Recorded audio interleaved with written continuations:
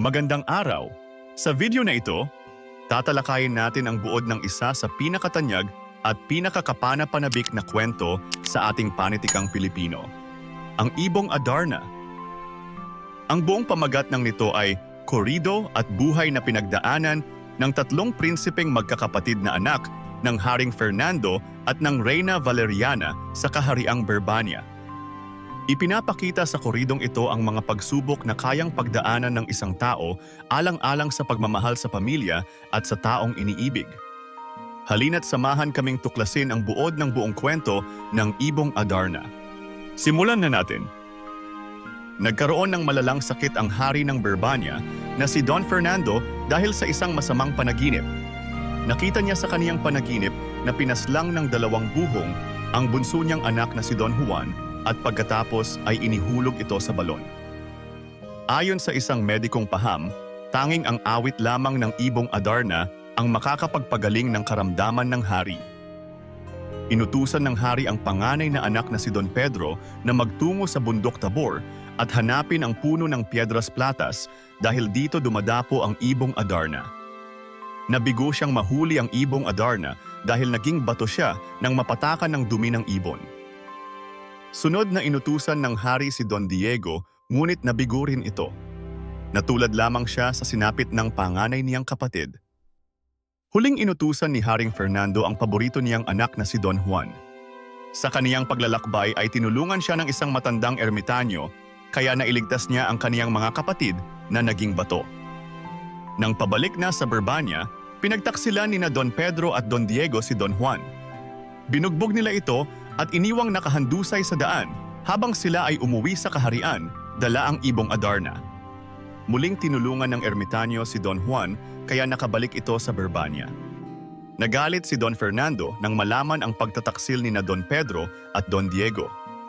Napatawad naman sila ng hari dahil inihingi ito ng tawad ni Don Juan.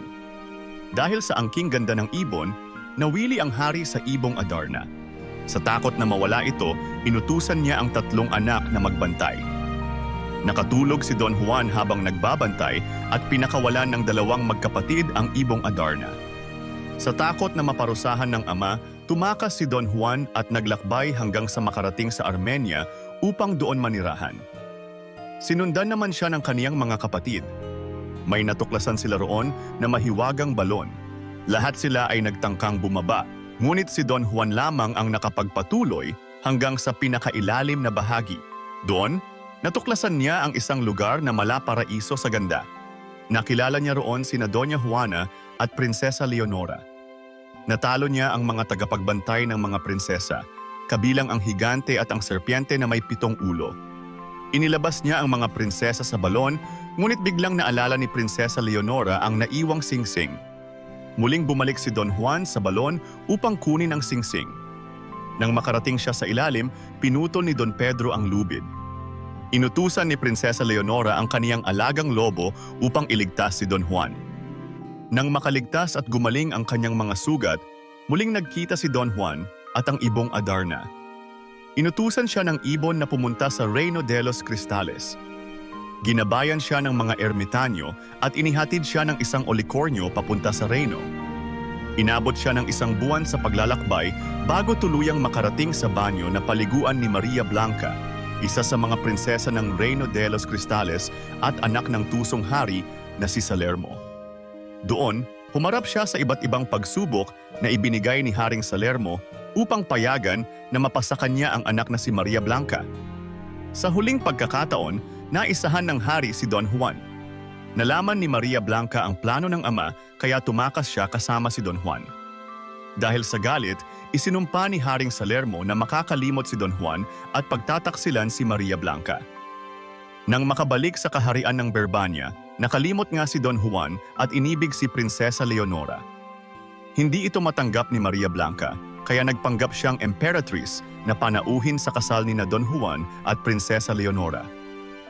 Gumawa siya ng paraan upang ipaalala sa prinsipe ang mga pagsubok na napagdaanan nila at ang kanilang pag-iibigan. Paglaon, muling bumalik ang alaala ni Don Juan at humingi siya ng tawad. Nangako siya na hindi na muling magtataksil. Ipinamana kay Don Diego at Prinsesa Leonora ang kaharian ng Berbanya, samantalang si Don Juan at Maria Blanca naman ang namuno sa Reino de los Cristales. At diyan nagtatapos ang buod ng buong kwento ng Ibong Adarna. Kung nakatulong sa iyo ang video na ito, huwag kalimutang mag-like, mag-subscribe at i-click ang notification bell para lagi kang updated sa mga susunod naming videos. Hanggang sa muli, maraming salamat sa panonood.